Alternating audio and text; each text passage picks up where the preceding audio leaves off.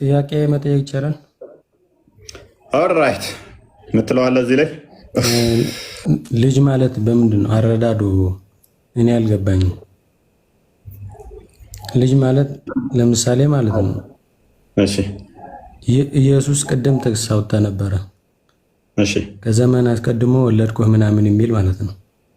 እሺ እሱ አሁን ግልጽ ኢየሱስ ፈጣሪ ከሆነ ማለት ነው ጅማሬ ካለው እንዴት ፈጣሪ ይሆናል? ጅማሬ ያለው የሚል የለውም። ጅማሬ ለነገሮች ሁሉ አስጀማሪ። ዛሬ ወለድኩህ ይላል። ዛሬ ኢተርናል የሆነን ዛሬ ነው ለእኛ እንዲገባን ነው እንጂ ኢተርናል ጄኔሬሽን ነው ከሱ የሚወጣ ዘላለማዊ አወጣት እንጂ ለእኛ ነው ዘላለም ስንልም ዘመን ጊዜን ዘመን ራሱ ጊዜ የምቆጥረው ያ ጊዜ ያልከውን ራሱ ጊዜን የፈጠረው ራሱ ስለሆነ ማለት ነው ልጁ። ምክንያቱም በፈጣሪ ዘንድ ሙቤ በፈጣሪ ዘንድ ትናንት አለ የለም። ኦኬ ነገስ አለ የለም። ስለዚህ በቃ ዛሬ የሚለው ዘላለማዊነትን ብቻ የሚገልጽ ነው። በፈጣሪ ዘንድ ነገ የሚባል የለም። ዛሬ ትናንትና የሚባል ያለፈ ታሪክ ጊዜን ያመላክታል። ዛሬ ማለት ለአንተ ነው። ከአንተ አንጻር ነው የተነገረው ለአንተ እንዲገባ ነው እንጂ ከሱ የተወለደ መሆኑን ለማሳየት እንጂ በፈጣሪ ዘንድ እኮ ተወለደ ማለት ጅማሬ ያለው ማለት የለም። ተወለደ ማለት ዛሬ ተወለደ ማለት ጅማሬ ያለው ማለት ነው። ዛሬን ራሱ የፈጠረው ራሱ ነው አልኩህ እኮ ማቃል እኮ ዛሬ ወለድኩ ይላል። ለምሳሌ እኮ ዛሬ መቼ ነው? ዛሬ መቼ ነው? ዛሬ ማለት ብቻ ስታርት ታይም ነው። ዛሬ መቼ ነው ማለት ዛሬ ማለት እኮ ዛሬ ለምሳሌ ዛሬ እንደዚህ ያደረኩኝ ዛሬ ወለድኩ ልጅ ወለድኩ ካልኩኝ ከኔ አንጻር ዛሬ ነው ከኔ አንጻር ማለት ነው። ስለዚህ ዛሬ መቼ ነው የጀመረው? ዛሬ መቼ ነው የጀመረው? አሁን ልጅ ከወለድኩበት ቀን ጀምሮ ዛሬ የሚለው ዛሬ ራሱ የጀመረው መቼ ነው? ሰማይና ምድር ከመፈጠሩ በፊት ከተፈጠረ በኋላ ማለት ዛሬ ቀን መቆጠር የጀመረው መቼ ነው? ዛሬ ማለት ቀን ነው አይደለ? ታይም ነው። ታይም ራሱ ፍጡር ነው። መቼ ነው የጀመረው ዛሬ የሚለው ቃል? እኛ የምናውቀው ዛሬ የተፈጠረው ቀን መቼ ነው የጀመረው? ሰማይና ምድር ከመፈጠሩ በፊት ነው ወይንስ ከተፈጠረ በኋላ ነው ዛሬ የሚመጣው? ለምሳሌ ሰማይና ምድርን በ6 ቀን ተፈጠረ ይላል። ለምሳሌ ዛሬ ቀን ነው አይደለ? ታይም ነው አይደለ? ግልጽ ላድርግልህ። ዛሬ ማለት ቀንን ነው የሚያመለክተው አይደለ? ቀን ደግሞ 24 ሰዓት ምሽትና ንጋትም ማለት ነው አይደለ? ምሽትና ንጋት ሰማይና ምድር ሳይፈጠሩ ነበር እንዴ? እሱ ሳይሆን ለምሳሌ ዛሬ ማለት ታይም ነበረው። ይሄ ዞሮ መልስልኛ። አይነን ሰማይና ምድር ሳይፈጠሩ ጊዜ ራሱ ነበረ ወይ አልኩ። ለምሳሌ በአርብ ቀን ወይ በቅዳሜ ቀን ሰው ተወለደ ይላል፣ ሰው ተፈጠረ ይላል። አረ በእናት ሙቤ ዛሬ የሚለው ቀን የመለስኩልህ ነው። ሰማይና ምድር ከተፈጠረ በኋላ ነው ሳይፈጠር ነው ዛሬ ራሱ የተፈጠረው እኮ። ለምሳሌ ሰማይና ምድር ፈጥሯል እግዚአብሔር አይደል? ለምን ምሳሌ ትላለህ? ዛሬ መቼ ነው የተፈጠረው? ዛሬ የሚለው ቃል ቀኑ ራሱ ዛሬ መቼ ነው የተፈጠረው? እኔ እኮ ስላልገባኝ ነው። ዛሬ ማለት ታይምን ነው የሚያመለክተው አይደል? ያ ታይም መቼ ነው የተፈጠረው? እሺ ታይም ባልከው ታይም የተፈጠረው በደንብ ግልጽ ላድርግለት። ታይም ራሱ የተፈጠረው መቼ ነው? ሰማይና ምድር ከተፈጠረ በኋላ ወይንስ ሰማይና ምድር ሳይፈጠር ታይም ነበረ?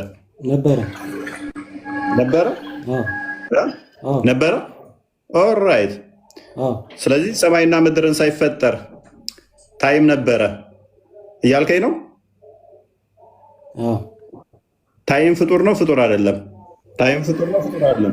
ሚዩት የሚም አይነት ጥያቄ ነው። አሁን እኮ ስለ ጥቅሱ ያወራን አይሰማም? ይሰማል ነበር አልከኛ። ምክንያቱም ሰማይና ምድርን በፈጠረበት ቀን ውስጥ ነው እንጂ ታይም የሚመጣው። ታይም ራሱ የምድርና የፀሐይ ዛቢያን መሰረት አድርገህ ምድር በፀሐይ ዙሪያ የምትዞረው መሰረት አድርገህ የምትቆጥረው ስለሆነ ምሽትና ንጋትን ፕሊዝ አንድ ቀን 2 ቀን የሚለው የሚቆጠረው ራሱ ምሽትና ንጋትን መሰረት አድርጎ ነው። ሰማይና ምድር በሌሉበት ፀሐይና ጨለማ በሌለበት ላይ ዛሬ የሚለውን ቀን ከቆጠርከው ሜይ ቢ እናንተን አስተምሮ አላቅም። ስለዚህ አላህ በ6 ቀን አይደለም ፈጥሮ የጨረሰው ፍጥረትን። ምክንያቱም ጊዜን ራሱ ሰማይና ምድርን ሳይፈጥር ጊዜ ይቆጠርለን ነበር ማለት ነው። አምላክ ጊዜ የሚቆጠርለት ከሆነ ደግሞ እሱ ፍጡር ነው የሚሆነው። ትሪሊየን ዓመት የሚኖር ቢሊየን የሚሆን ጊዜ ወደኋላ የሚቆጠርለት ከሆነ ፈጣሪ ፍጡር ነው ማለት ነው። ስለዚህ ዛሬ ወለድኩ የምትለዋ ኢቭን ከአጥቢያ ኮከብ አስቀድሞ ፍጥረት ሳይፈጠር አስቀድሞ የተወለደ በአምላክ ዘንድ ትናንትና ስለሌለ በአምላክ ዘንድ ደግሞ የዛሬ ዓመት የዛሬ 2 ዓመት የሚባል ስለሌለ ያን የሚያጠቁም የሚያሳይ ነው። ሁሌም ዛሬ የምትለዋ ለዛ ምገባ ነች። ታሪክ የሚባል ነገር ስለሌለ ማተር ስለማለት ነው። ዛሬ ነገ ትላንት የሚለው ታይም አይደለም የሚያመለክተው። በእስልምናው አይደለም ሙቤ፣ በእስልምናው አይደለም። በእስልምናው ታይም እንደሚቆጠርለት አውቃለሁ። በእናንተ በእኛ የለም።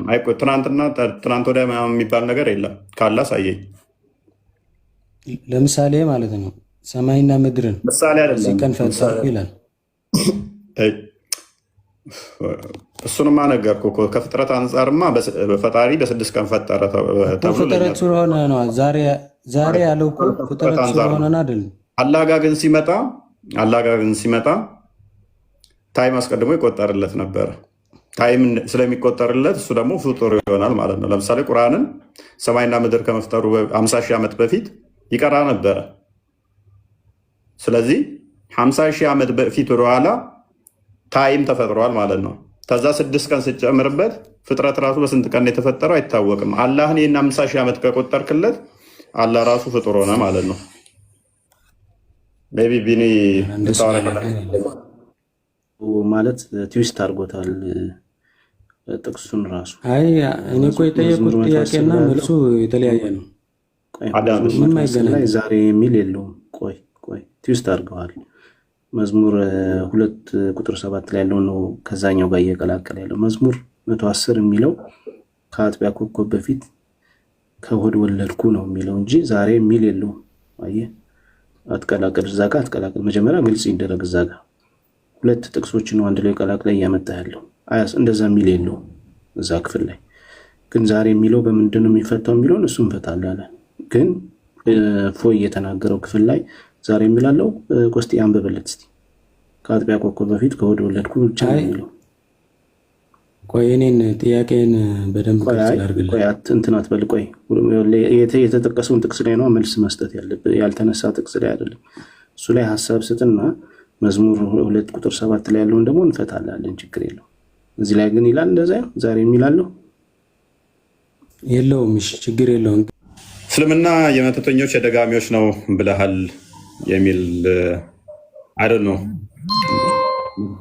ደጋሚዎች ምናምን ነገር እንደዛ አይደል ነው። እንደዛ ብዬ ቪዲዮ ሰርች ያለ አላስታውስም። አክቹዋሊ አላስታውስም። እኔ በበኩሌ ሰምቼ አላውቅም እንደዛው። ያ ግን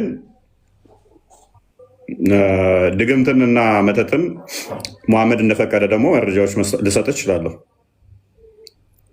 በብዙ ጣዖታት ስም አይሆን እንጂ በአላህ ስም ድግምት መደረግ እንደሚቻል ኢቨን ላይቭም ገብቼበት አላውቅም። ይሄንን አክቹዋሊ መረጃው እንዳለኝ አውቃለሁ።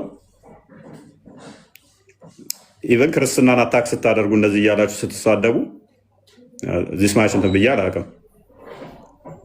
ኤኒዌይስ ስለዚህ ሜይ ቢ ያልኩበት ሜይ ቢ ስሜታዊ ሰዎችን ቡል ካደረኩኝ እንደዛ አይደለም። አላውቅም። የኢብን መስዑድ ሚስት ራሱ ጠንቋይ ጋር ትሄድ ነበረ።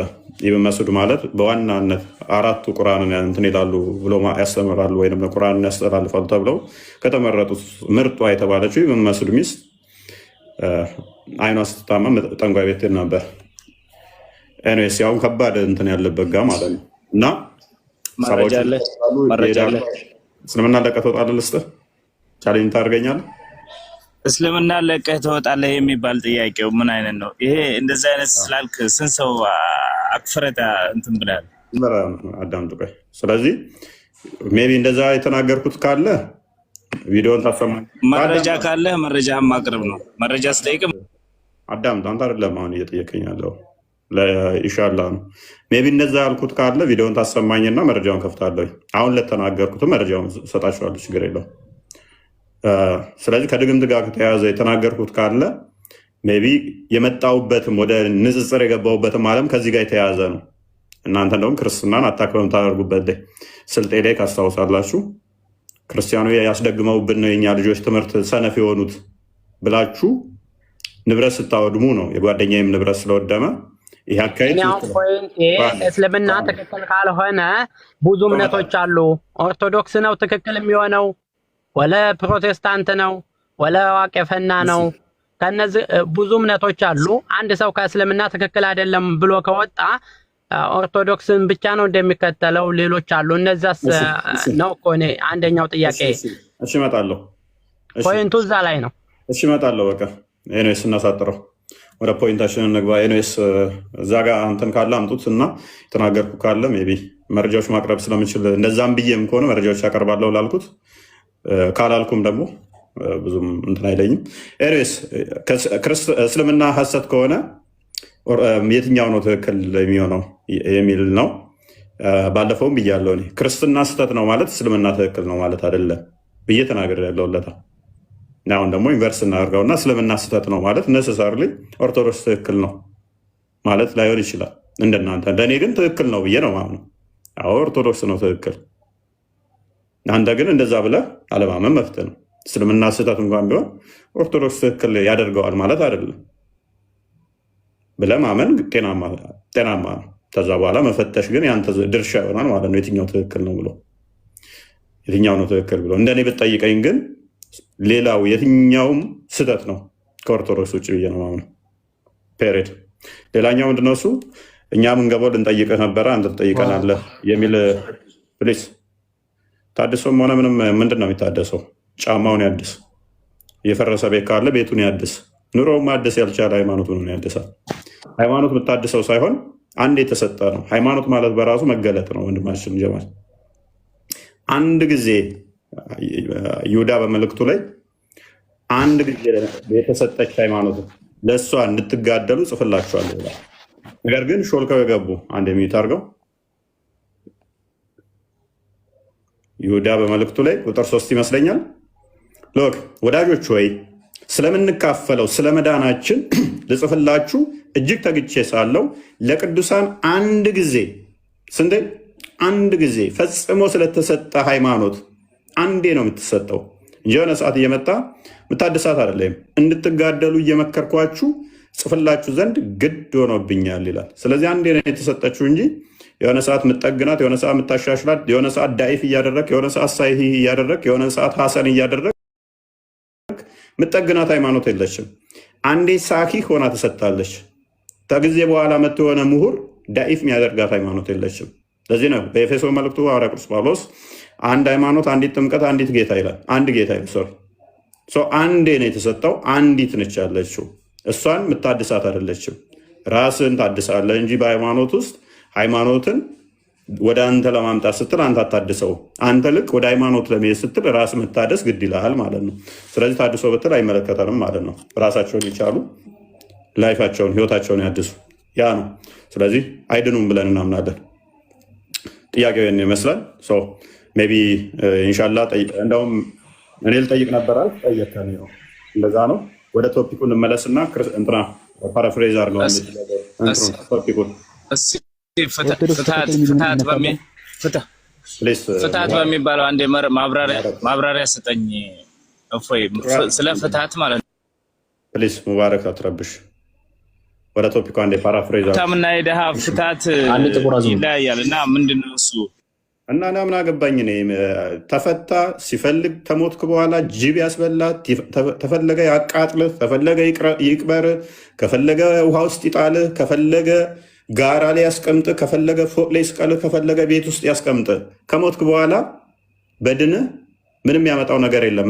እንደናንተ የኛ መቃብር ውስጥ ናኪርና ሙንከር መጥተው እዚህ ሐሚት አምታል ብለው በጆሮ ውስጥ ሽብል ጨምረው የሚቀጠቅጡ፣ ሽንት ሸንተሃል ብለው ቂጥህን በሰንሰለት ብረት በቂጥ ውስጥ ጨምረው በአፍ ውስጥ የሚያወጡ መቃብር ውስጥ እንደዛ አስተምሮ እኛ ጋር የለም። ስለዚህ አፍና ትክፈት። እንደዛ አፍን ትክፈት። መረጃ ትፈልጋለህ? ናኪርና ሙንከር መጥተው ከጠየቁ በኋላ ዛልዛላቱን በስርዓት እናውራ ነግሬሃለሁ። ለምን ምን ዘረዘር ነው የምታወራው? ሽንት ከነካ ጨርቅን መቃብር ቤት ውስጥ ትቀጠቀጣለህ። እኛ ጋር ግን ሞትክ። ከሞትክ በኋላ ስጋ ቆሽሻለህ። ኃጢአተኛ ነህ እኮ ተናረህ እየሄድክ ታዲያ ላትቀጠቀጥ ነው? አረ አሁን አንተ ውስጥ የምታወልቀው እኮ ቂጥህ ላይ አራ አይጠፋም። ምን እያልክ ነው? መጀመሪያ ቂጥህን መታጠብ አለበት፣ ንጹህ መሆን አለበት። የሰው ልጅ ንጹህ መሆን አለበት። ተነቆሻሻ አይደለም እያልክ ያለው። ቻሌንጅ አድርገኝ ጥቁር አዝሙድ የምትታጠበው እኔ የጠየቅኩህ የሀብታምና አዳምጥ። የምትታጠበው ለንጽህና ሳይሆን ኃጢአትህን ይቅር እንዲባል ነው። ቻሌንጅ ታደርገኛለህ? አይደለም መጀመሪያ የጠየቅኩህ እኮ እኔ ሌላ ውስጥ አስገባኸኝ እንጂ። ምክንያቱም ለምን መሰለህ? እስከዛሬ ተምረህ ማታውቀውን ሰምተህ ማታውቀውን ጆሮ ጭው የሚያደርግ ታሪክ ልንገርህ። ውዱ የምታደርገው አልነግረኝም። ለንጽህና ሳይሆን አዳምጥ፣ ለንጽህና ሳይሆን ኃጢአት ይቅር ማያ መሆኑን እንዳሳየህ እስልምና ለቀህ ትወጣለህ። ቻሌንጅ ታደርገኛለህ? ሰምተው ማታውቀው ልንገርህ። እምነት ልከተል፣ ውሸታም እምነት መከተል አልፈልግም። እስልምና የእውነት እምነቴ ነው፣ እኮራበታለሁ፣ አምንበታለሁ። እሺ አትጩህ፣ አትጩህ። ሱረት ተውባ 108ኛው አያ ላይ ተፍሲር ኢብን ከሲር አትጩህ፣ አዳምጠው ስላነሳው ሱረት ተውባ ተፍሲር ሱረት ተውባ 108ኛው ተፍሲር ኢብን ከሲር ንጽህናን ራሱ መታጠብን የለመዱት የነብይ ሳቦች ከመጽሐፉ ሰዎች እንደሆነ አስቀምጦታል። 40 ዓመት ሙሉ ነብይ አልታጠበም ማለት ነው። ጅብሪል መጥቶ ነው ገና ብልቱ ላይ ራሱ ውሃ እንደዚህ ጨምር እያለ ብልቱ ላይ ውሃ መጨመር ያስተማረው ነብይ ከሆነ በኋላ ነው። አትዋሽ። ቻሌንጅ ታደርገኛለህ እና ከፍ ላድርግ። ቶፒክ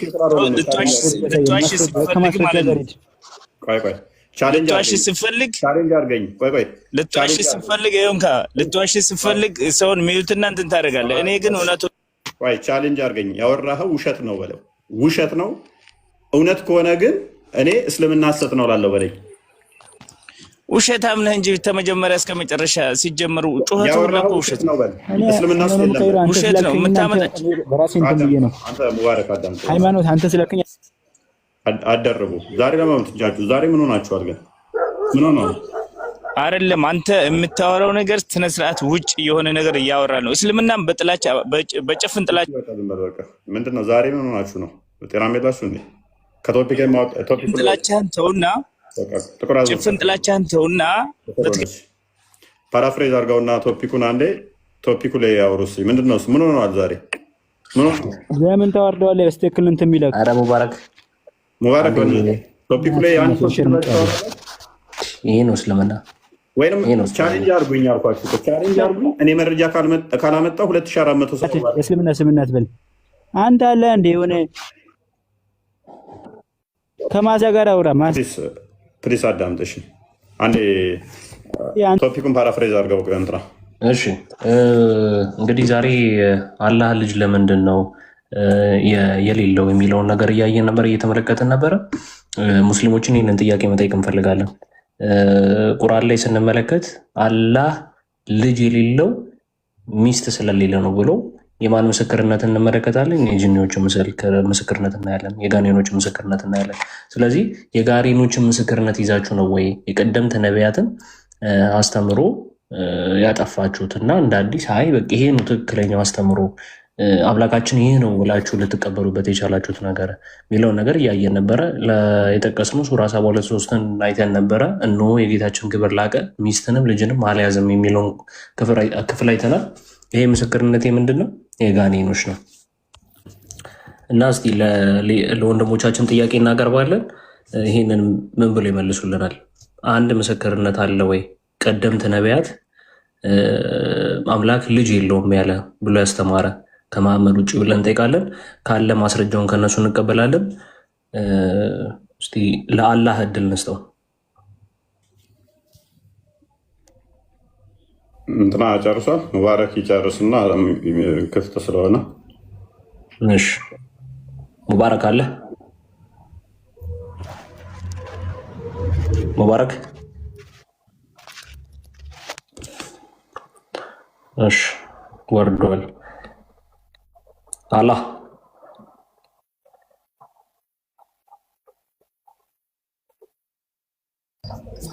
እሺ፣ መራባ እንኳን ደህና መጣህ ወንድማችን።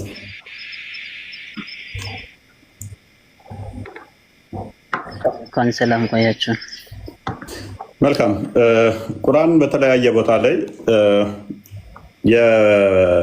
ላላ ልጅ ያዘ ያሉ የመጽሐፉ ሰዎችን ለማረም ወይንም ደግሞ ለመቃወም እንደመጣ እንደወረደም ይናገራል። የእኛን አስተምሮ አድሬስ አድርጎ የተቃወመበት ጥቅስ የትኛው ነበረ?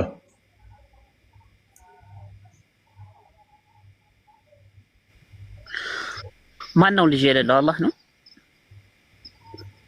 ማለት የእኛን አስተምሮ እየተቃወመ ነው አይደለ? ለእኛ ነው ምላሽ የሚመስለው።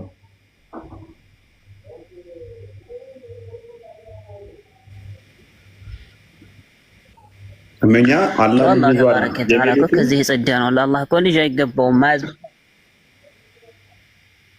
ምክንያቱ ምንድን ነው? እሱ ልጅ የለውም ሲል እኛ ቆይ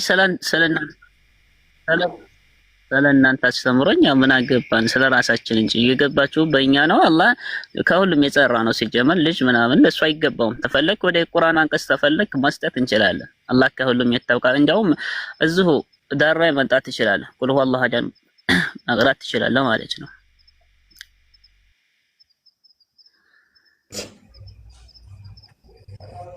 ነገ የተቋረጠው አላህ ተባረከ ወተዓላ እንደማይወልድም ማለት ነው። እንደማይወልድም ኦኬ። እዚህ ቁል ሁወ አላሁ አሐድ ላይ መሄድ ትችላለህ እኮ አሁን ለቁርአን አንቀጽ ላይ ሌላም እሰጥ። እሺ መልካም። እሺ እሱ የባህሪ ልጅነትን እሺ በዛ መልኩ የሄድክበት እሺ። የጸጋ ልጅ አባት ተብሎ ቢጠራ ምንድን ነው ችግሩ?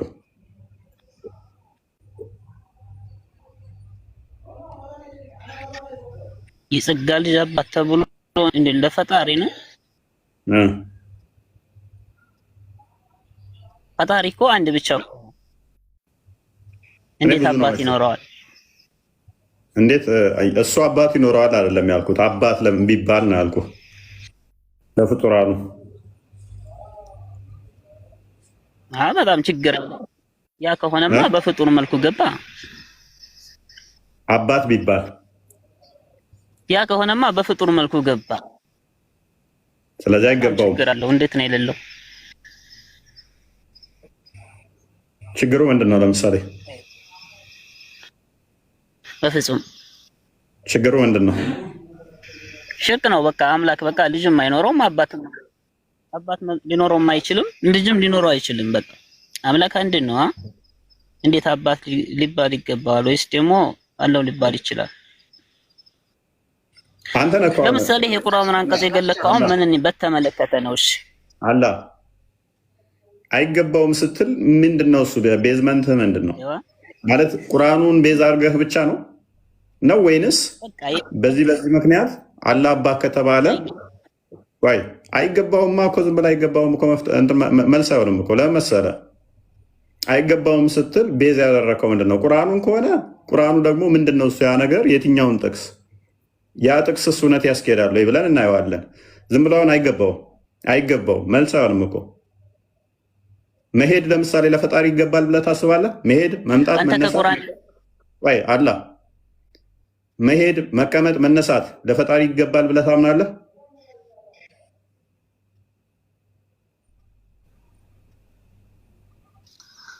ላ አይገባውም። ለሱ በራሱ ሂደት ያን ወላሂ አለ። ወላኪን ግን ቴንኪው ሎክ ለፈጣሪ መሄድ፣ መነሳት፣ መቀመጥ፣ መቆም ምናምን የሚባል በፍጹም አይገባውም። ምክንያቱም ብዙ ስህተቶችን የሚያመጣ ስለሆነ መሄድ፣ መነሳት፣ መምጣት፣ መቆም የሚባሉ ነገሮች የፍጡራን ባህሪ ስለሆኑ ለአላህ ግን ተነግሮለታል። ኤኒዌይስ ፖይንቴ ስላልሆነ ነው። እንኳንም ይህንን እንደ ኮንፌስ አደረግ ይሰማሉ።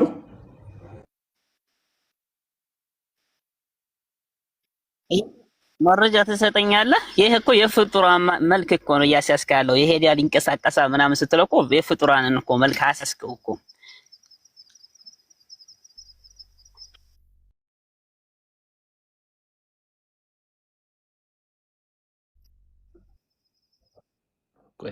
ሰማለሁ። ያ ጥሩ ነገር ብሎ ነበር። ይሄዳል ምናምን አላ መሄድን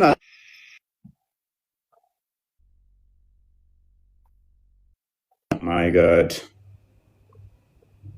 መታል አላህ ያ መሄድ የፍጡራን ባህሪ ነው።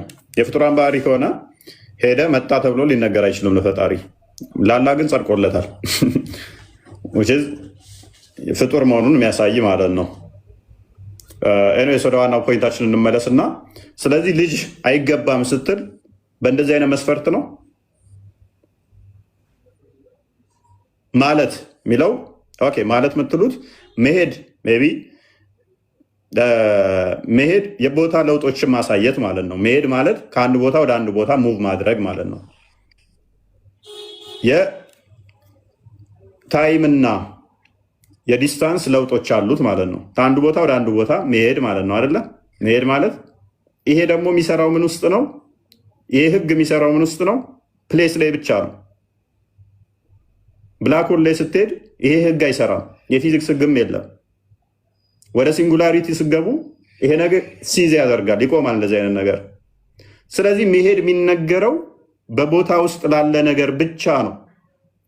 ይሄ ነገር ደግሞ ለአላህ የሚነገር ከሆነ አላህ ፍጡር ነው ማለት ነው። አላህ ፍጡር ይሆናል ማለት ነው። ኢንፋይናይት ነው የሚሆነው ወደ ሲንጉላሪቲ ከገባችሁ። አላህ ፍጡር ለመሆኑ መረጃ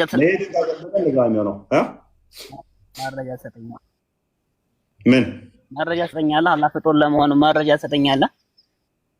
ራስ ነገርከኝ እኮ መሄድና እናጸድቅም ካልክ በኋላ አላህ እንደሚሄድና እንደሚነሳ እንደሚወጣ እንደሚገባ እኮ ስለምታጸድቀው ማለት ነው። እኔ ላውራ እኮ የመሄድ ባህሪ እኮ ስታረቅ በፍጡር ነው የሚገባው። ገባ? ለአላህ ደግሞ ልጅ አይገባውም። አላህ ተባረከ ወተዓላ አይወልድም አይወልድም። ይሄ አንድ እሱ ንግግር ነው፣ የእኛ ንግግር አይደለም። አላህ ምክንያቱ ከፈለክ ከእያንዳንዱ አንቀጽ ምክንያቱ ምንድነው ነው? በቃ አላህ ተባረከ ምክንያቱ የማይወልድበት ነው።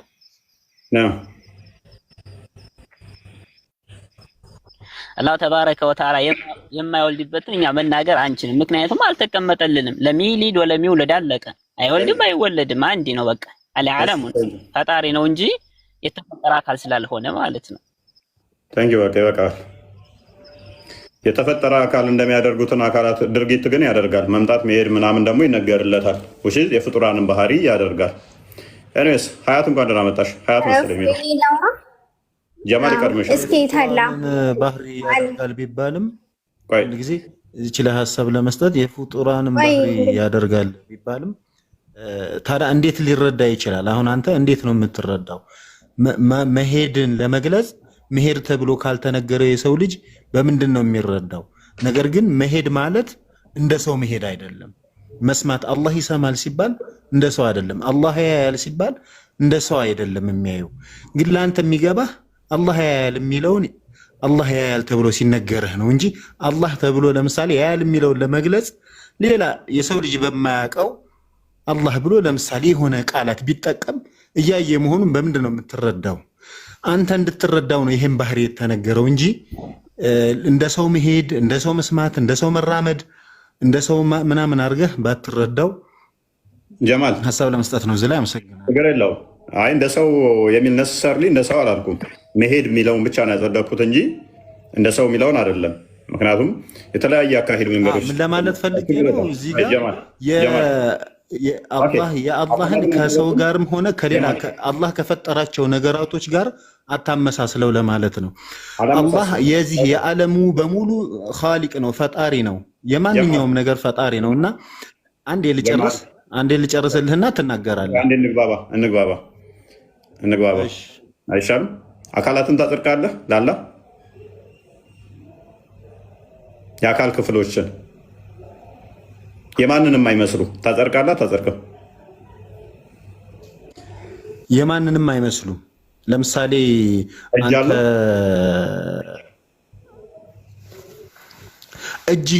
እጅ መኖሩን ለመግለጽ አላህን ምን ትባል? አንተ ምን ብትባል ነው የሚገባ? እጅ አለው ወይ? የማንንም አይመስሉ እጅ አለው የለውም?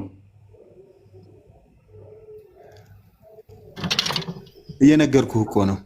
ይሄንን አንተ አሁን ለመረዳት አላህ እጅ አለው እግር አለው ወይንም አይን አለው ለማለት ለአንተ እንድትረዳው የተገለጸልህ ነው እንጂ እጅ አለው ሲባል እጅ አለው ተብሎ ለመግለጽ ሌላ ነገር ብትባል እንዴት ሊገባህ? ጨርቅ ተብሎ እጅ አይገለጽም።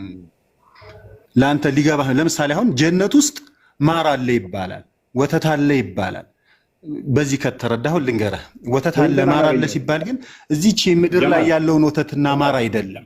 አንተ ስለ ማርና ስለ ወተት እንድትረዳ ማርና ወተት ተብሎ ካልተገለጸ ሊገባህ አይችልም። ነገር ግን ጀነት ውስጥ ያለው ማርና ወተት የተለየ ወተት ነው።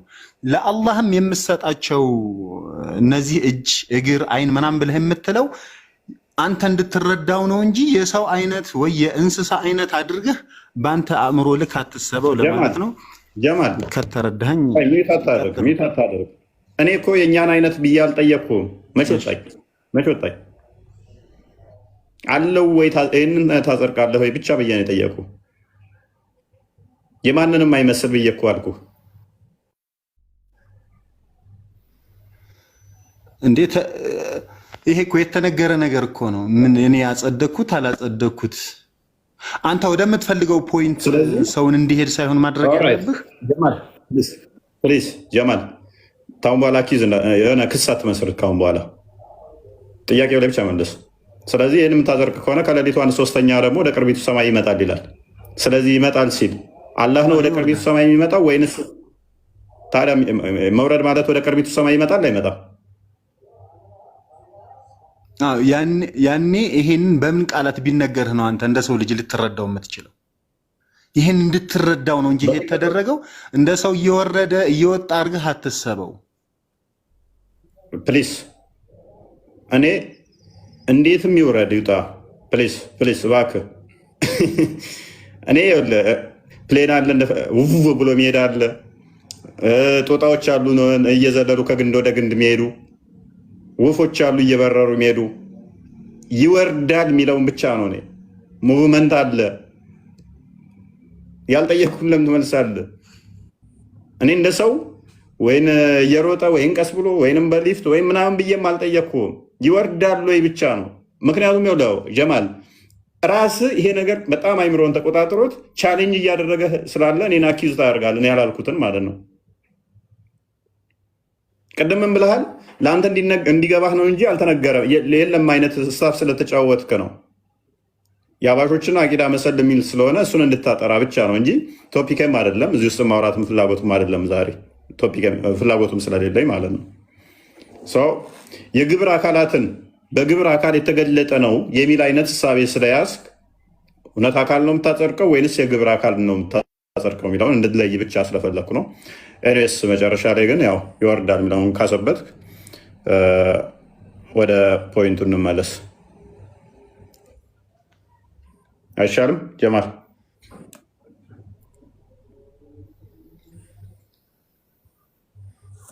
ተቆርጧል። ቀጥል አለው እየሰማሁ ነው። ስለዚህ እነኝህን አካላቶች የማንም አይመስሉ ብለህ ካጸደካቸው ከተስማማን ኦኬ። እነኝህን አካላቶች ልጅ የለውም የሚለውን የተቃወምክበት ምክንያት ምንድን ነው? እሱ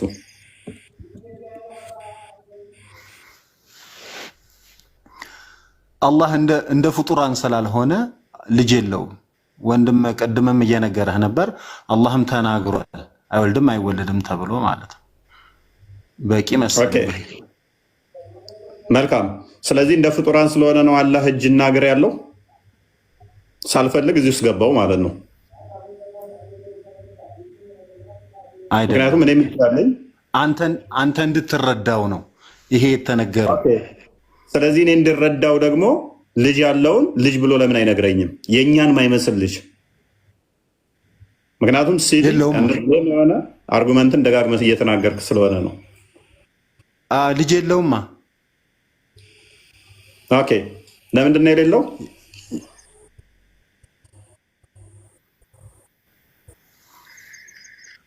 አምላክ ፈጣሪ ልጅ ስለሌለው እሱ ብቸኛ ነው። አይወልድም አይወለድም። ኦኬ፣ መወለድ ማለት ምን ማለት ነው? አልወለደም አልተወለደም። አልወለደም አልተወለደም። ሰው ወልዶ ሊሆን ይችላል ማለት ነው። ኦልራይት። የመውለድ አቅም አለው፣ ፖቴንሻሉ አለው። ኩን ፈይኩን ነው። አላሁ ዐዘ ወጀል የሚፈልገውን ነገር ሁን ይለዋል፣ ይሆናል። ኦኬ ያቺ ኩን ራሱ ፍጡር ነች? ትእዛዝ ኩን ምንድን ነች? ትእዛዝ ነው። ምኑን ነው የሚያዝበት? ዓለም ከመፍጠሩ ማለት ነው። ቆይ ኩን ራሱ ጋር ነች የለችም? የሚፈልገውን ነገር ያዛል፣ ይሆናል። ኩን ራሱ ጋር ነበር።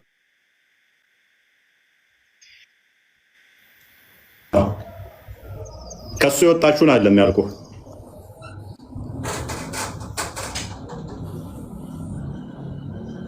ዓለምን ሳይፈጠር ከፍጡራን ጋር ሳይነካካ ማለት ነው። ኩን ነበረው አልነበረው? ኩን የሚልባት ነበረው አልነበረው? ሁን የሚለው እኮ ለሚፈልገው ነገር ለሚፈጥረው ነገር ነው። ስለዚህ በማንኛውም ሰዓት የሚፈልገውን ነገር እሱ የሚልበት ነገር አለው የለውም? እሱ ነው እኮ የሚለው። ኦኬ ስለዚህ እንደኛ ዝርቡ ቃል ነው ያለው እያልከኝ ነው? ምን ዝርቡ ቃል ነው እንደኛ እያልከኝ ነው? ስለዚህ የሆነ ሰዓት ሲፈልግ ኩን ይላል። ይሄንን ኩን ለማለት ራሱ ፖቴንሻል አለው ወይ? ያ ፖቴንሻሉ ኩን የምትለዋ ፖቴንሻሉ እሱ ዘንድ ያለችው ኢተርናል ነች ወይንስ የሆነ ሰዓት ላይ የጀመረች ነች?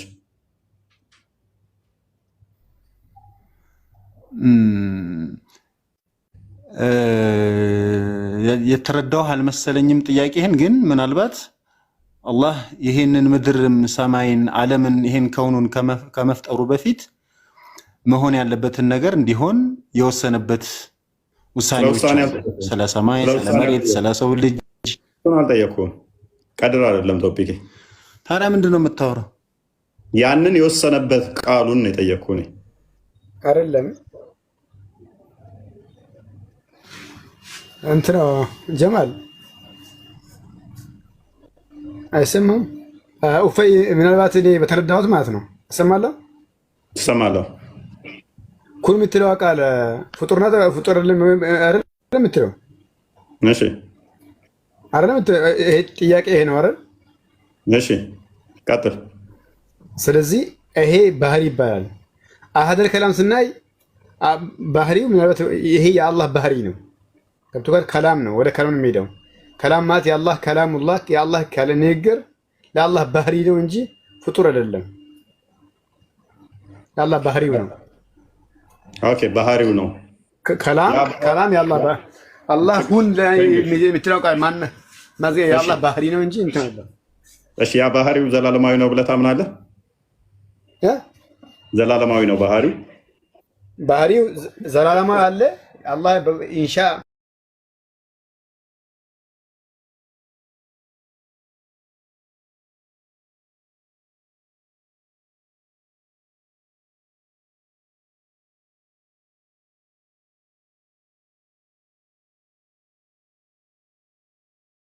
ታላ ለም የሊድ ወለም ይውለድ። ምናልባት ታውቀዋለህ። አላህ አልወለደም አይወለድም ነው። ገብቶካል? አይወለድም ምክንያቱም ስለዚህ ልጅ የለውም ማለት ነው። ልጅ አላስኩም። ምክንያቱም የተብቃቀ ጌታ ነው። ለገሊኝ ነው ተብቃቅቷል።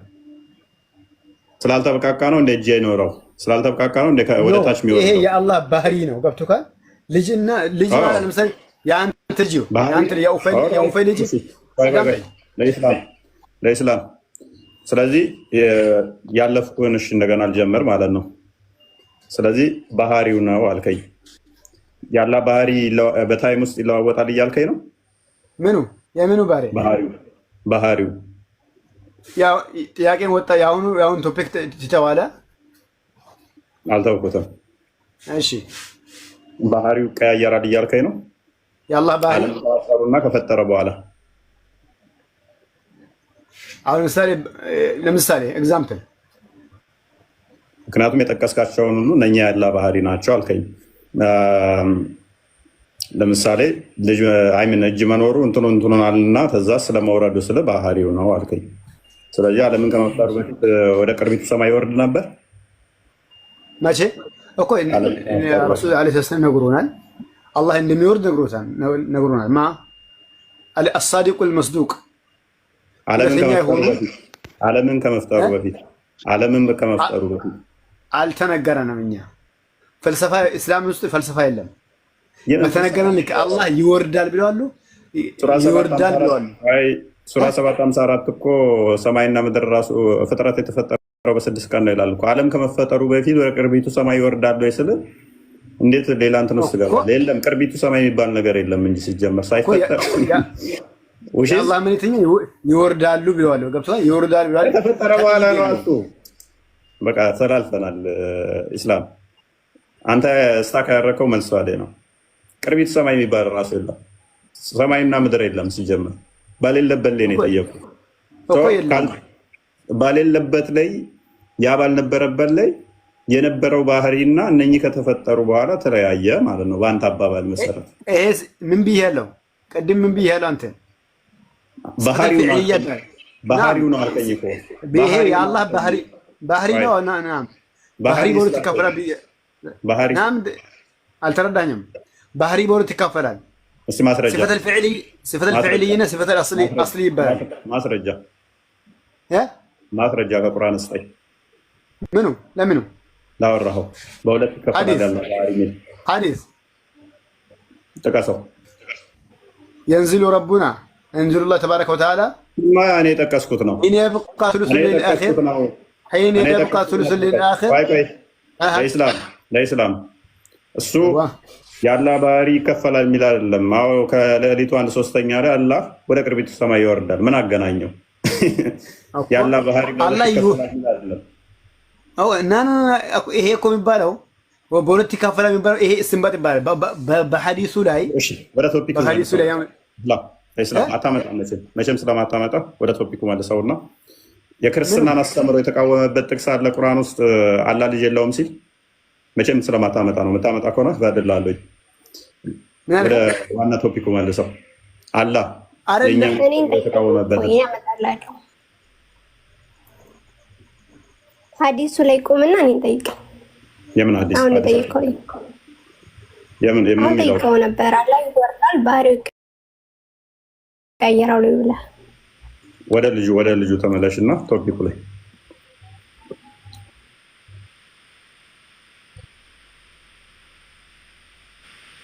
ታጅማ ነው በሞተኝ። አይ እንትና ስገባ ነው ስገባ ነው ጣልቃ አላህ ቋርጠኛል። አላህ ባህሪ ይቀየራል። ስለዚህ እኔ መልስላለሁ። አያት ቁርአን ላይ ኢስላም። ስለዚህ አሁን ወደ ፖይንቱ ተመለስና አላህ ልጅ የለውም ሲል የክርስትናን አስተምሮ እየተቃወመ ነው ወይንስ የራሱን አስተምሮ ነው የመጣው? እስልምና የክርስትና አስተምሮ እየተቃወመ ነው። ክርስትና ለምሳሌ ኢየሱስ ወይንም ዒሳ የአላህ ልጅ ነው ይላሉ ነሳራዎች ማለት ነው። ገብቶካል? እሱን ተቃውሞ ነው ያለው። ስለዚህ ልጅ የክርስቲያኑ ነሳራዎች የአላህ ልጅ ነው ሲሉ አላህ ሚስት አግብቶ ወለደ ያሉበትን ጥቅስ ልትሰጠኝ ትችላለህ? እኮ የአላህ ለምሳሌ ወቃየት ነሳራ መሲሕ ብኑላህ አሉ። መሲሕ ማለት ያው አልመሲሕ ማለት ዒሳ ነው። ዒሳ የአላህ ልጅ ነው አሉ። ማን ነሳራዎች ልጅ ነው ያሉበት እያልኩ እኮ ነው። አላህ ሚስት አግብቶ ልጅ ወለደ ያሉበት አለ ወይ? ይሄ ክፍል ሌላ ሁለት ስላለ ትስማማለህ? በዚህ ትስማማለህ? ቆይ ቆሰንት ነው ሳትፈተው ተቃሳው ጥቅስ ነው የምኑ ተቃሳው ዳይሬክትሊ የተቃወመበትን ክርስቲያኖች ወይንም ደግሞ አንድ ጥቅስ ሲጥቀስ የመጽሐፉ ሰዎችንና ክርስቲያኖችን ዳይሬክትሊ ኮት አድርጎ የተቃወመበትን ማለትም ትክክለኛ አስተምሯታቸውን አድሬስ አድርጎ ማለት ነው። አልገባኝ የምታወራው ነገር። ትክክለኛ ክርስቲያኖች የሚያምኑት አለ፣ አይሁዶች የሚያምኑት አለ። እምነታቸውን በትክክል ተረድቶ የተቃወመበት ተረድቶ ልካ ኦኬ። ቀደም ብለኛል መሰለህ ያላ ቃል ምንድን ነው ብለኛል? ባህሪው ነው ብለኛል አይደለ? ነዓም እንትን ላድርገህ ባህሪው ነው ብለኛል አይደለ? ብያለሁ። ኦኬ ቃሉ ልጅ ብትለው ምንድን ነው ችግሩ? ልጅ ስለምን እኮ ነው ይሄ እኮ አላህ እያወገዘ ነው። ይሄ እኮ ከላሙላህ በሚለው ቁርአን መጥቷል። ገብቶካል? ሐታ የስመዕ ከላም አላህ ተብሏል። ወኢን አሐዱ ሚነል ሙሽሪኪነ እስተጃረከ ፈአጅርሁ ሐታ የስመዕ ከላም አላህ። ይሄ እኮ የአላህን ንግግር እስኪሰማ ድረስ። ይሄ ደግሞ ልጅን በማውገዝ ደግሞ መጥቷል። ማጮህ አይደለም እኮ ማረጃ ቁጭ ያደረግከው እኮ ነው። ማጮህ አይደለም። አዳምጠኝ እሺ። ነው ፖለቲካ አይደለም። ማነው የሚናወራው? እስላሚክ ነው። ቁርአን ያለ ቃል ነው አይደለ? ናም። ቁርአን ፍጡር ነው አይደለም፣ ባህሪ ነው። ኦኬ። ቁርአንን ልጅ ብለህ ብትጠራው፣ ቁርአን ብለህ የጠራኸውን ልጅ ብለህ ብትጠራው፣ ልጅ እኮ አላስኩም ነው ያለው። እንዴ የት ነው የምትሄደው አንተ? ቁርአን ላይ ቁርአኑ ከላም አላህ ብሎ ነው የአላህ ንግግር ነው ያለው። ገብቶሃል? ቁርአን ብለህ የጠራኸው ለኔ ተኺድ ወለድ ነው የሚለው። ቁርአን ልጅ አላያዘም ነው የሚለው። ቁርአን ብለህ የጠራኸውን ልጅ ብለህ ብትጠራው ችግሩ ምንድነው? ችግሩ ምንድነው? ሰው እኛ ሙስሊሞች በገይብ ነው በቁርአን በመጽሐፍ ነው የምናምነው እንጂ ፍልስፍና አንገባም። ገብቶሃል? ስለዚህ አታውቀውም ማለት ነው። ምን ችግረው ሳይሆን ቁርአን በማረጃ ነው የምንሄደው እኛ። አታውቀውም ማለት ነው። ታንክ ዩ። እሺ አታውቀውም ማለት ነው። እኛንስ የጸጋ ልጆች ነን ስንል ለምን ተቃወመን? አንዱን እየጣልክ መሄድ አለብህ። አታውቀውም ሳይሆን እያወራ ነው ያለ ነው። ቶፒኩ የምታውቀው ይመስለኛል። አያት አትቀጥል ይሻላል። ትንሽ አዳምጡ እናንተ በደንብ ቀጥይ።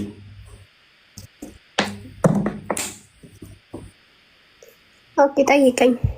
እንኳን ደህና መጣሽ። አመሰግናለሁ። ኦኬ እኛ የእግዚአብሔር ልጆች ነን ብለን እንደምናምን ታውቂያለሽ?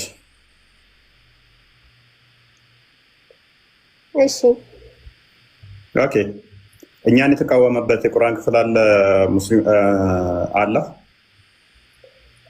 እናንተ የእግዚአብሔር ልጆች ነን ስትሉ የእግዚአብሔር ልጆች ስላልሆናችሁ ተቃውሟችኋል አይደላችሁ? ስላልወለዳችሁ ተቃውሟችኋል። ስለዚህ የምትናገሩት ፍልስፍና ነው ማለት ነው። ምን ብሎ የተቃወመ? የወለደህ አባትህ ነው። እግዚአብሔር ፈጠረህ እንጂ አልወለደም ማለት ነው። እኛም በስጋና በደም እግዚአብሔር ወለደን ብለን አናምንም እኮ። ካልወለደህ ለምን አባቴ ነው ትላለህ? የስጋና የደሙን አላህ ነው የሚያውቀው፣ እሱ ነው የሚፈልገው። አባል ለመባል ሚስት ያስፈልገኛል ያለው አላህ ነው። የእኛ አምላክ ያስፈልገኛል ያለበትን ቦታ አውጣ ፈተው። የእኛ አባት አምላካችን አንድም ቦታ ላይ ልጆች የሆናችሁት በሚስት ነው ብሎ አይደለም ያስተማረን። አረብኛው ላይ አድርግልኝ፣ አረብኛው ላይ አድርግልኝ። ሚስት አይልም ሲጀመር። ሳሂባ ምንድን ነው?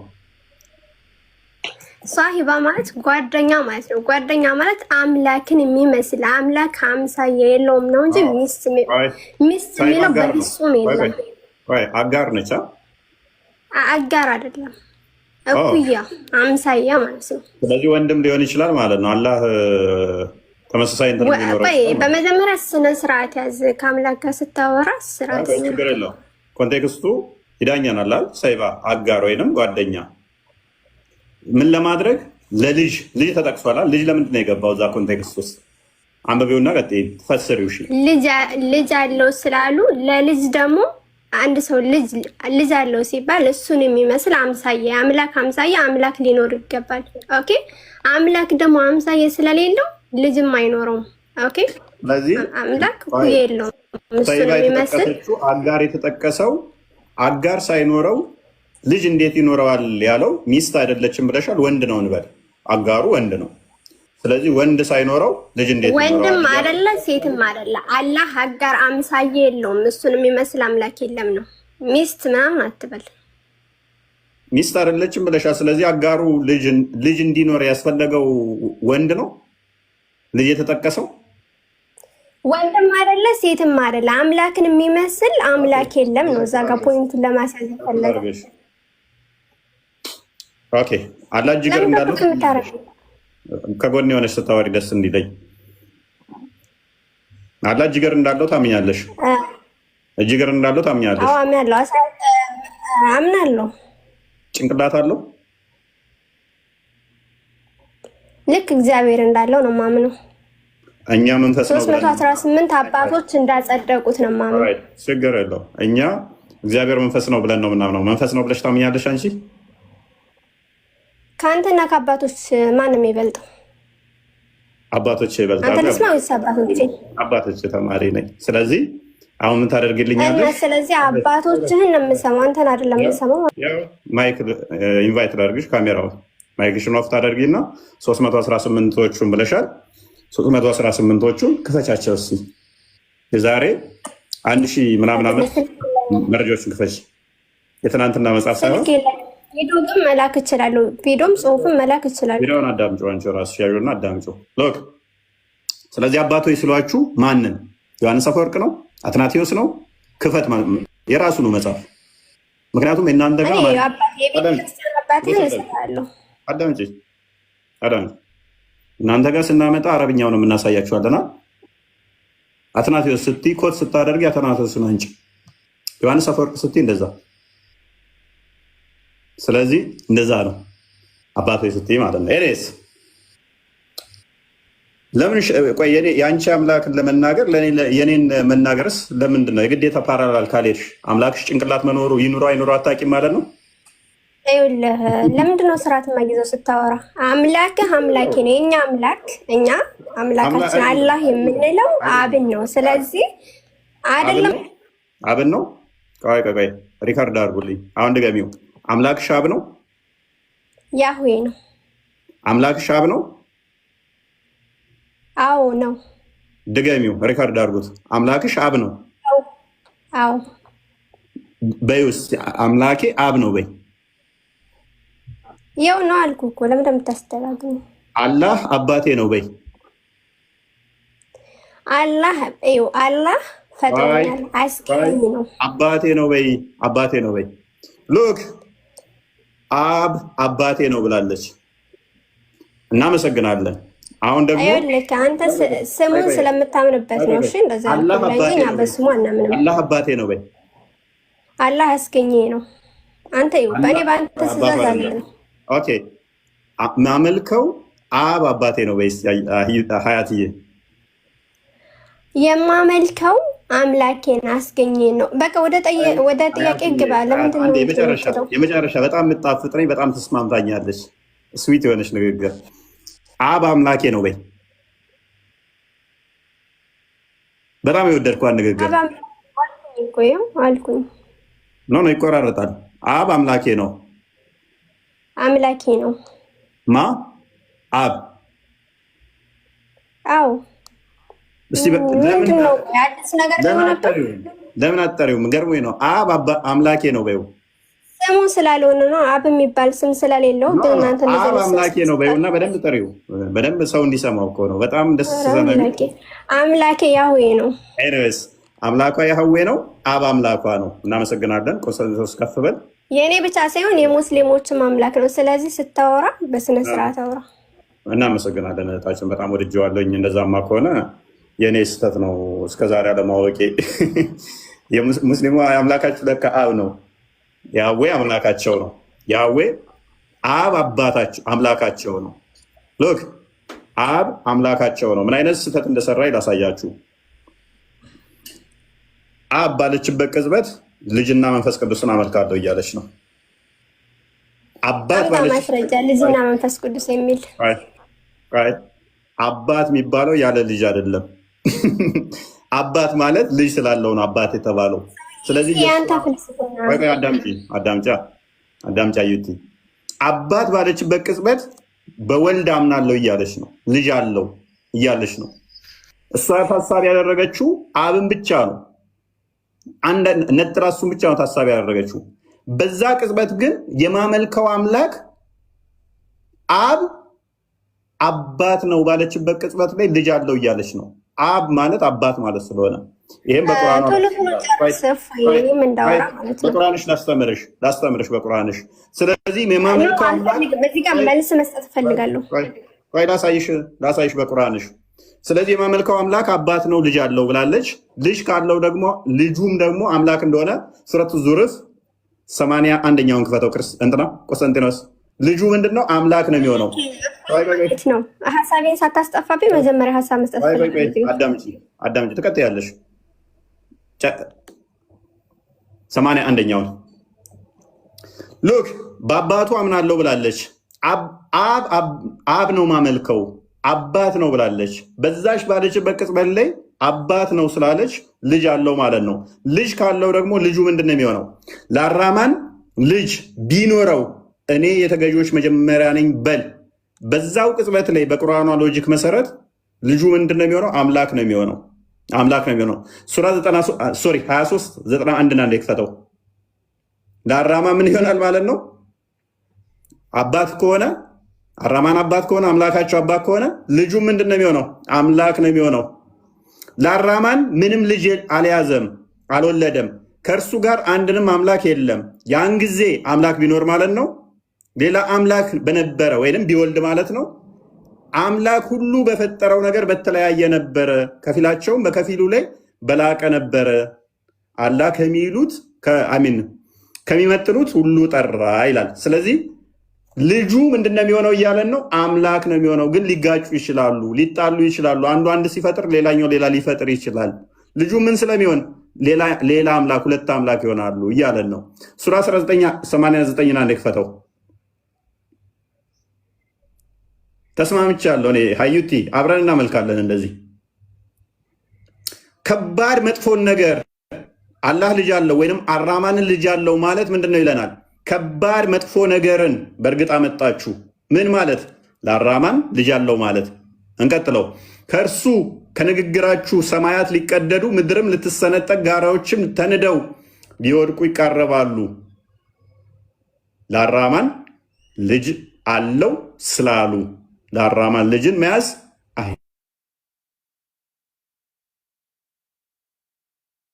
ስለዚህ ለአራማን ልጅ አለው ማለት አባት ነው ማለት ሰማይ ልትሰነጠቅ የሚያደርስ ልትቀደድ የሚያደርስ ተራሮች ሊናዱ የሚያደርስ ምድር እንድትሰነጠቅ የሚያደርግ ከባድ መጥፎ ንግግር ነው። ልጅ ካለው ልጁ ገዢ ነው። አዩት እኔና አንቺን መጨባበጥ ብቻ የሚጠበቅብን። ጨረስክ?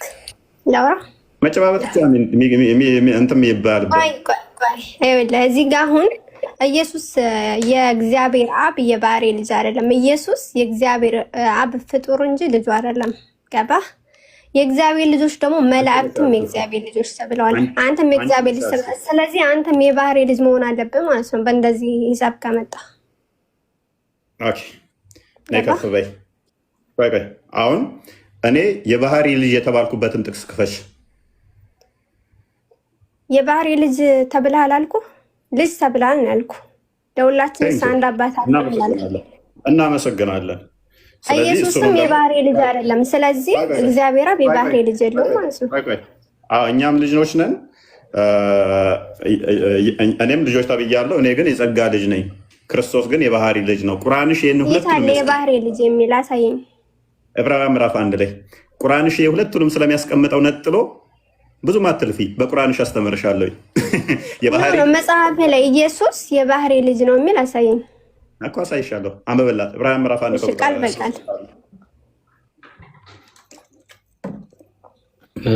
ማይሆን ቃል በቃል እያለች እያደረገች ነው። ከጥንት ጀምሮ እግዚአብሔር በብዙ ጎዳና በብዙ አይነት መንገድ ለአባቶች በነቢያት ተናገረ። ሁሉን ወራሽ ባደረገው ደግሞ ዓለማትን በፈጠረበት በልጁ በምኑ በልጁ በዚህ ዘመን መጨረሻ ለእኛ ተናገረን እና ይሄ የባህሪ ልጅ የሚል ነገር አለ።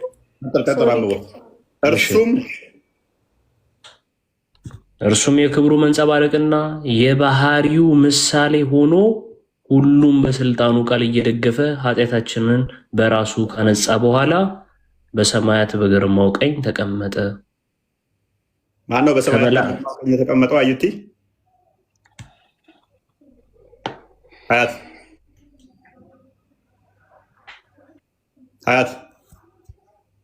ሶሪ፣ የባህሪ ልጅ የሚል አላሳየኝም እዚህ ጋር።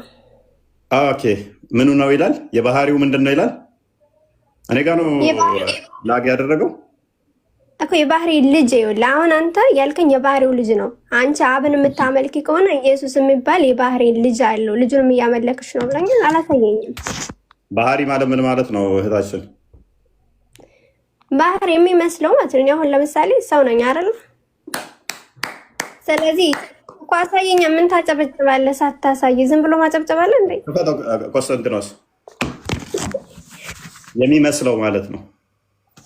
ክበተው የባህሪው ምሳሌ የማን ምሳሌ እንጂ ልጁ ይላል። አይ እታችን የባህሪው ምሳሌ ሆኖ ዓለማትን የፈጠረበት እሱ ፈጣሪ ነው። ልጁ ምንድን ነው? ዓለማትን የፈጠረ ነው። የባህሪው ምን ምሳሌ ሆኖ የሚመስለው አለች። ባህሪ ማለት እንደዛ ነው። ኦኬ የባህሪ ልጅ ይላል። ልጁ እያለሽ በልጁ በዚህ ዘመን ልጁ እያለሽ ልጁን ያሳያት እዛው ላይ ነው። ለእኔ ብቻ የሚታየኝ ሀዩ ልጁ ማለት ምን ማለት ነው?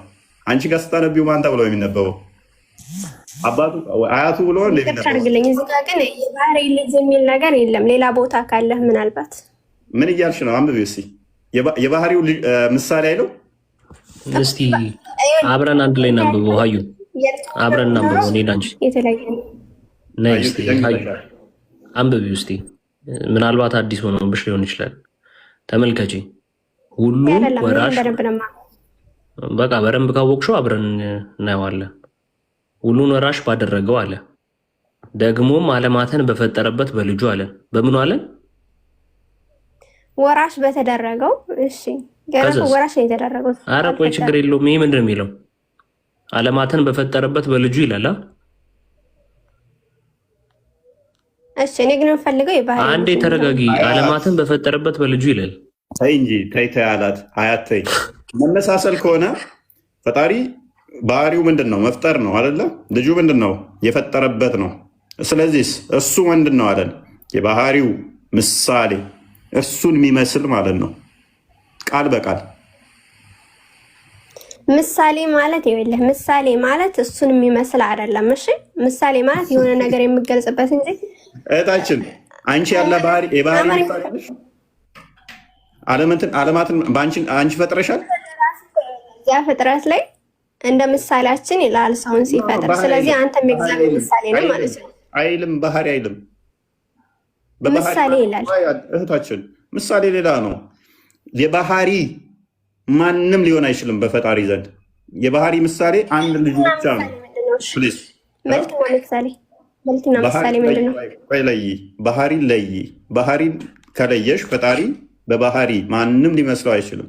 በመለኮታዊ ባህሪው ፈጣሪ ማንም የሚመስለው የለም። ምክንያቱም ፍጡራን ሁሉ የተፈጠሩ ናቸው። ይህንን ግን ሲነጥለው ምን አለ? ኢቭን ፍጥረት የተፈጠሩ በልጁ ስለሆነ ምንም ከሌ አንተን ምናምን ለምን ትይኛለሽ? ፔሬድ እዚሁ ያልቃል እኮ። ፍጥረት የተፈጠረው ራሱ በሱ ስለሆነ ከኔ ጋር ምንም የሚመሳሰል ነገር አይኖረውም በዚህ ሎጂክ መሰረት ማለት ነው።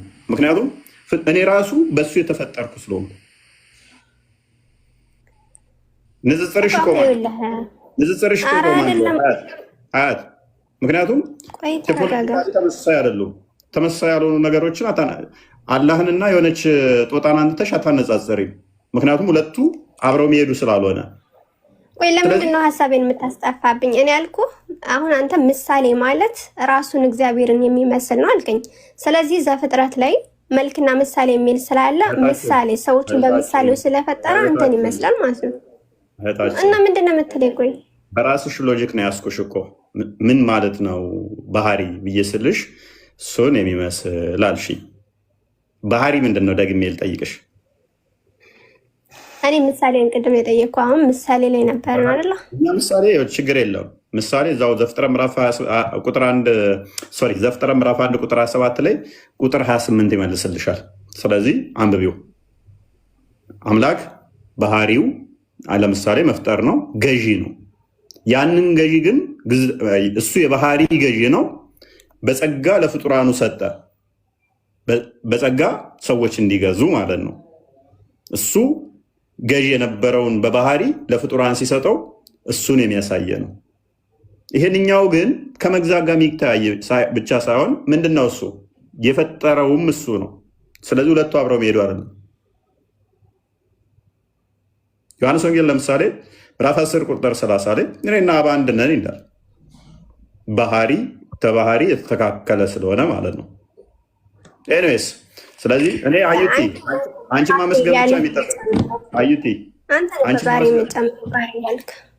ማመስገን ብቻ የሚጠበቅብኝ። ስለዚህ እኔና አንቺ እንስማማ። አሁን ሙሐመድ ተሳስቷል፣ የአንቺን ያህል መረዳት ሳይኖረው ቀርቶ ነው። አላህም ተሳስቶ የአንቺን ያህል መረዳት ሳይኖረው ቀርቶ ነው። የተቃወመን ማለት ኧረ ወገናችን አላህ እያለህ ማለት ነው። ይኸው አላህ ስትል ስነ ስርዓት እያረክ አውራ። ምን ሆነ ነው? ኖ አንቺን ያህል መረዳት ሳይኖራቸው ቀርተው ነው ወይ የተቃወሙን? አላህ ምንድን ነው የተቃወመው? አላህ ምን ተቃወመ? አባትነትን የተቃወመው አላህ አልወለደም ልጅ። ያልወለደው ደግሞ እስኪ እግዚአብሔር እኔ ልጅ ወልጃለሁ ያለበትን አሳይኝ። ስለሌለው ነው። አንተ እኮ ያመጣልኝ የጳውሎስን መልእክት ነው። ኦኬ ልስጥሻ። መዝሙረ ዳዊት 110 እና 1 ቁጥር 4 ክፈተው።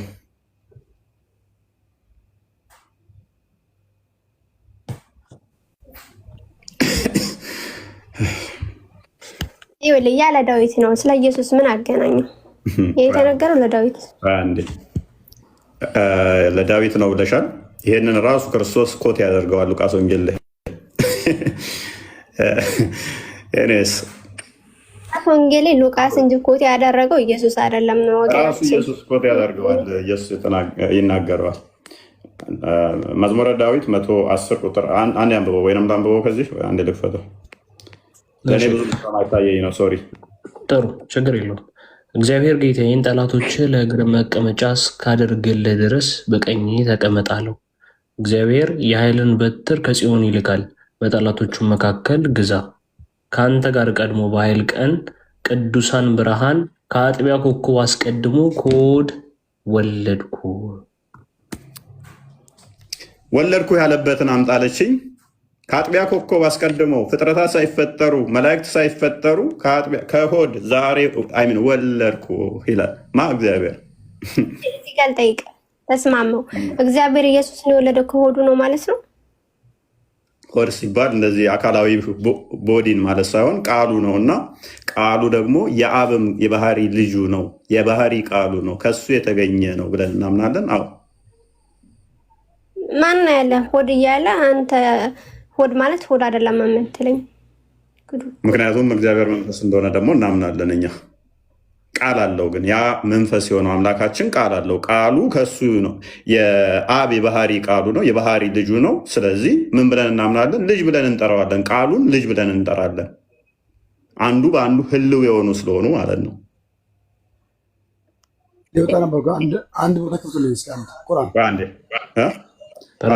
ስለዚህ ይህንን ክፍል ራሱ ክርስቶስ ኮት ስላደረገው ማቴዎስ ወንጌል ምዕራፍ 22 አንዴ ክፈተው 43 አካባቢ ላይ ጌታ ጌታዬን የሚለውን ራሱ ክርስቶስ ለእኔ ነው የተነገረው ብሎ ኮት ያደርገዋል። እሺ ፈሪሳውያንም ተሰብስበው ሳሉ ኢየሱስ ስለ ክርስቶስ ምን ይመስላችኋል? የማንስ ልጅ ነው ብሎ ጠየቃቸው። የዳዊት ልጅ ነው አሉት። ዙም ላድርግ ይቅርታ። እርሱም እንኪያስ ዳዊት ጌታ ጌታዬን ጠላቶች የእግርህ መረገጫ እስካደርግልህ ድረስ በቀኜ ተቀመጥ አለው ሲል እንዴት በመንፈስ ጌታ ብሎ ይጠራዋል? ዳዊትስ ጌታ ተብሎ ከተጠራው እንዴት ልጅ ይሆናል አላቸው። አንድም እንኳ ቃል ሊመልሱለት ዘንድ አልተቻላቸውም። የዳዊት ጌታው ራሱ እኔ ከሆንኩኝ እንዴት እናንተ የዳዊት ልጅ ነው ትላላችሁ? ስለዚህ ያ ጌታ ጌታዬን ብሎ ዳዊት ኮት አድርጎ ዛሬ ከአጥቢያ ኮከብ አስቀድሞ ወለድኩ የሚለው እንዴት ነው ብሎ ይጠይቃቸዋል ማለት ነው። እነሱም ያውቁት ምንም ብቻ ስለሆነ ክርስቶስ በስጋ የመምጣቱን የዮሴፍ ልጅ የማርያም ልጅ ብለው ሞክ ለማድረግ ብቻ የሚጠቀሟትን ነው። አንተ 50 ዓመት ያልሞላ የምትለዋን ብቻ እንትን የሚሉት ነበር። ለዛስ ምላሽ ያጡ ማለት ነው። አካላዊ ቃል ከአብ የተወለደ ከአጥቢያ ኮከብ አስቀድሞ የተወለደ እንደሆነ ጠቆማቸው ማለት ነው። ኤኒዌይስ ቆስጠንጢኖስ ድልስ። እሺ እህታችን ቅድም አላህ አብ ነው በይ ስትላት አላህ አብ ነው ብለሃለች። ምን እያለች ነው? አላህ አባት ነው እያለች ነው። በጣም በሚያሳዝን ሁኔታ እዚህ ጋር ዮሐንስ ወንጌል ምዕራፍ አንዴ ቆይ አዩ ተረጋጊ፣ አትረበሽ። ዮሐንስ ወንጌል ምዕራፍ 10 ቁጥር 30 ላይ ተመልከቱ። እዚህ ጋር ምን ይላል መሰላችሁ? ክርስቶስ እኔና አብ አንድ ነን አለ። ማን ያለው? እኔና አብ። አብ ማለት በግዕዝ ነው። አባት ማለት ነው። ይኸው እንግሊዝኛው ምን ይላል? I am my father are one አለ። አባት የተባለው ከምን አንጻር ነው? ወልድን በማስገኘት ወልድን ስለወለደ ነው። ስለዚህ አላህ አብ ነው ስትይን እህታችን አላህ አባት ነው እያልሽን ነው። ስለዚህ ተራሮች ሊናዱ እንደሚደርሱ ቅድም ተመልክተናል። ያንተም አባት ተብሏል። ስለዚህ እኮ እኔ ምንም እዚህ ጋር ምን ብለሽ ነግርሽናል መሰለሽ? አላህ አባት ነው ብለሽ ነግርሽናል። እና ተክቢር ብለናል። አንቺ አዩዬ ይኸውልሽ አብ ማለት አባት ስለሆነ አላህ አብ ነው ስትይን አባት ነው እያልሽን ነው። አብ ማለት አባት ነው ማለት ነው። ያላልኩትን አትበል። አላህ አብ ነው አላልሽም? የምታመልከው ነው እሷ አብ የምታመልከው ነው። አያት ተመችቶኛል ነው ያንቺ የምታመልከው አብን ነው። አላህ ግን ምክንያቱም ሚስት ጋር አላገኘም። ምዕራፍ 4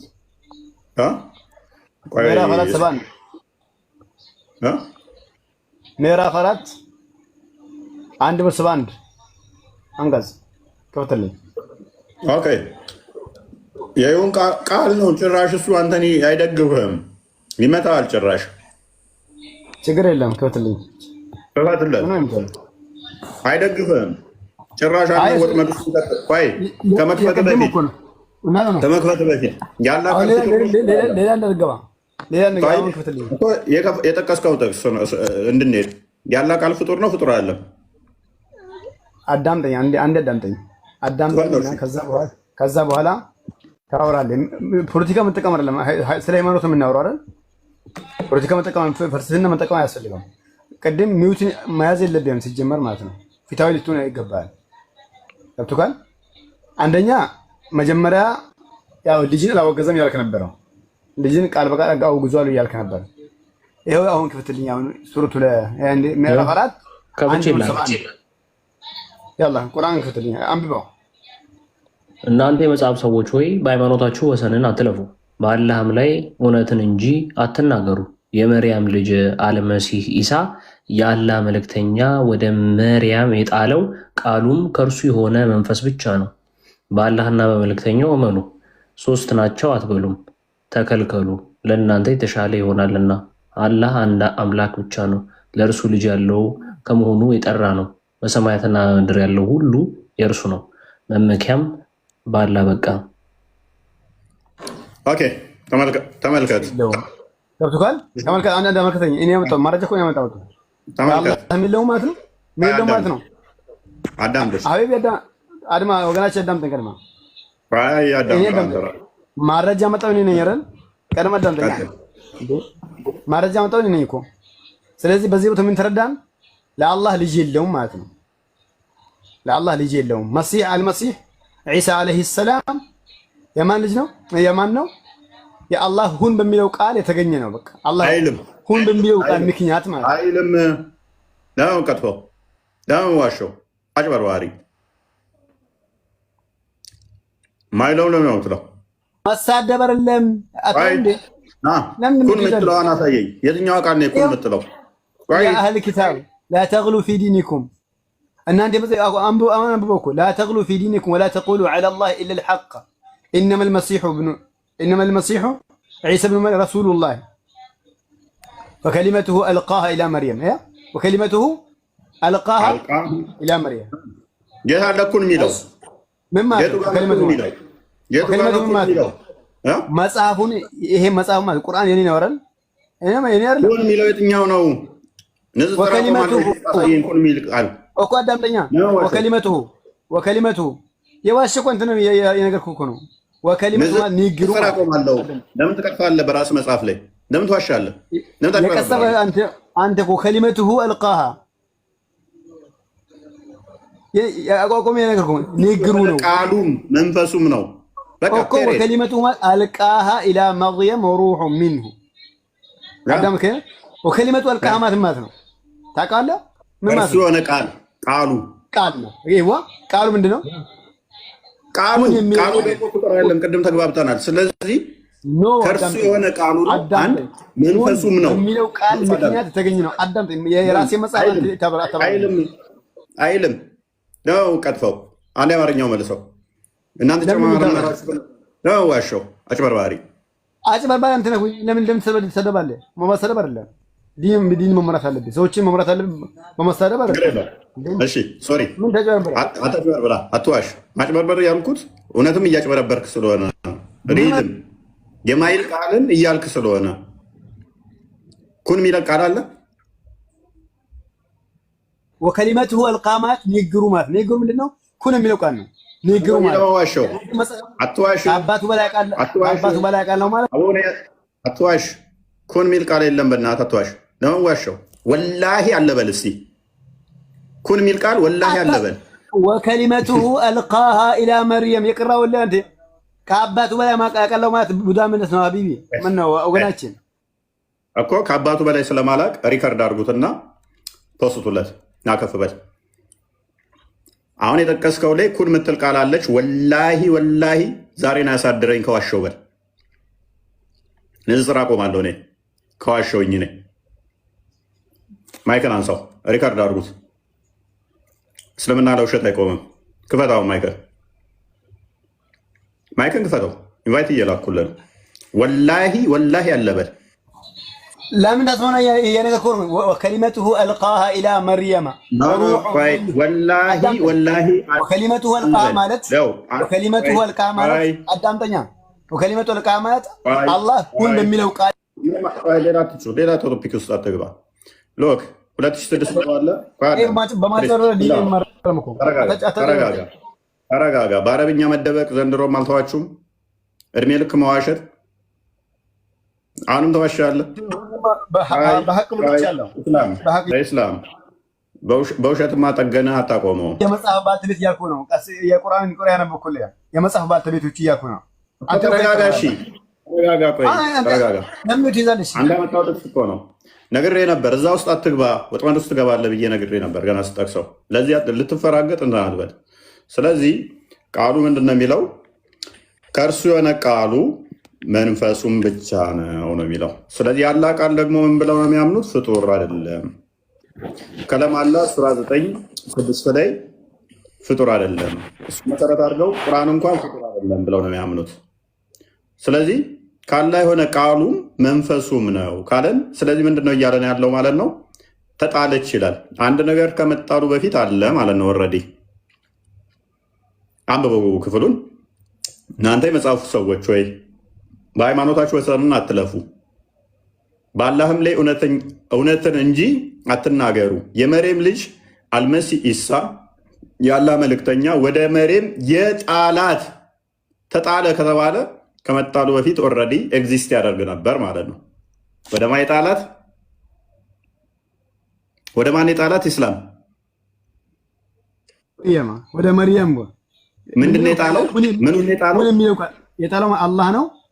ሁን የሚለው ቃል አጭበርባሪ የለም።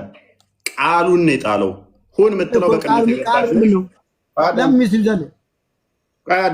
ሁን የምትለዋ በቅንፍ የገባችሁ ለማጭበርበር አሳያቸው። አስጠጋትና አሳያቸው። እንትና ቆስጠንጢኖስ እቺ ሁን የምትለው ብራኬት አድርገው የከተቷት አረብኛ ማታውቁ ሰዎችን ለማታለል ነው። ይኸውላችሁ እንዲህ ነው ቁርአናቸው ላይ እየቀጣጠፉ እየሸወዷቸው ያሉት። አትዋሽ። አረብኛውን አድርግለት። እኔ ንጽጽር አቆማለሁ። ወላሂ ወላሂ ኩን ሚል ቃል አሳየኝ። ወላሂ በልና ማለት ወከሊመቱሁ አልቃሃ ያ ሀቢቢ ወዳጅ ምንድነው ወገናችን እኮ ከእርሱ የሆነ ቃሉም ማለት ነው። ቃል ምንድነው? እሺ ቃል ምንድነው? ቃል ደግሞ ምንድነው? ኦኬ ያላ ቃል ምንድነው? ያላ ቃል ምንድነው? ያላ ቃል ምንድነው? ቃል ማለት ምን ማለት ነው? ቃል ማለት ምን ማለት ነው? ያላ ቃል ምንድነው? ከለም አላህ ምንድነው? ቃል ማለት ምን ማለት ነው አልኩህ። ካልተረዳው ማለት ነው። እኔ ሲያስረዳ ሌላ አጭበርባሪ ይጠይቀኛል እንዴ? ከለም አላህ ፍጡር አይደለም ብለህ ታምናለህ? እዚህ ጋር ቁርአን ያላ ቃል ነው ብለህ ታምናለህ? ያላ ቃል ነው ቁርአን ያላ ቃል ነው ብሎ ያምናል። ወደ ሙሐመድ የተወረደ ነው ብሎ ያምናል በጅብሪል አማካኝነት። ኢሳ ደግሞ ምን ብለው ነው የሚያምኑት? ያላ ቃሉም መንፈሱም ነው። ያላ ቃሉ ደግሞ ምንድነው? ፍጡር አይደለም።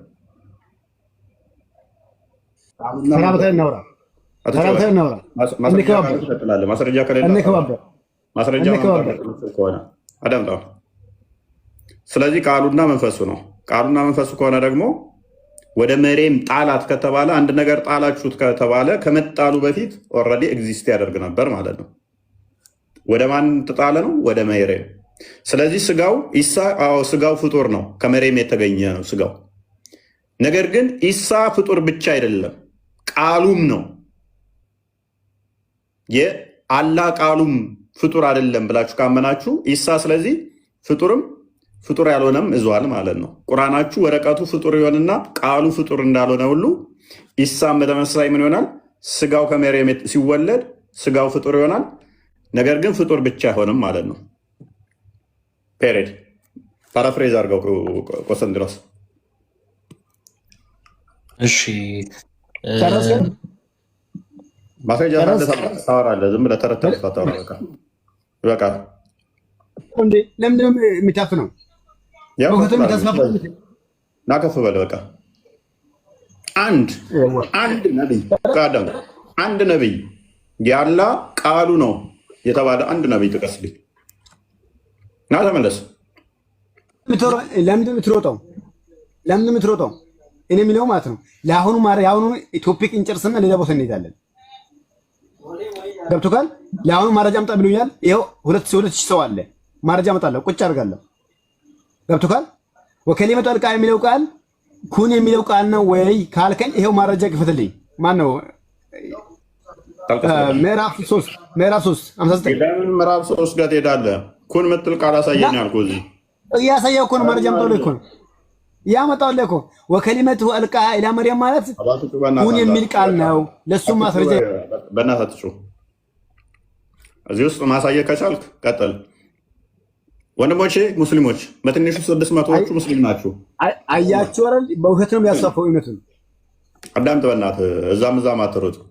ያመጣው ጥቅስ አይረዳም። በቃ ከሌለ እዚህ ጋር የለም በል። ቅድሚያ ኮንፌዝ አድርግና ወደዛ ትሄዳለህ። እዚህ ውስጥ አለ የለም? ኩን ሚል አለ? አሳየን። ኩን ሚለውን ቃል አሳየን። ድጋሚ ላዋር ወከሊመቱሁ አትፈራገጥ። ኩን ሚል ቃል አሳየን። ከሊመቱሁ ከሊማ ማለት ነው። ሁን የሚለው ቃል ነው። ሌላ ማረጃ ለመሆኑ ማረጃ መጣል ኢዴት ነው። እናታችሁ መልሶ እዛው ይገባል። ለምሳሌ ቁርአን የአላህን ቃል ይሰማ ዘንድ አስጠጋው፣ ከለም አላህን ይሰማ ዘንድ አስጠጋው ይላል ሱራ 9:6 ላይ። ስለዚህ እዛ ጋም ኩን ብለን ንክተትና ስለዚህ ፍጡር ነው ቁርአን። የእናንተ ሌም የሆነ አርጉመንት በራሴ ካልተረዳ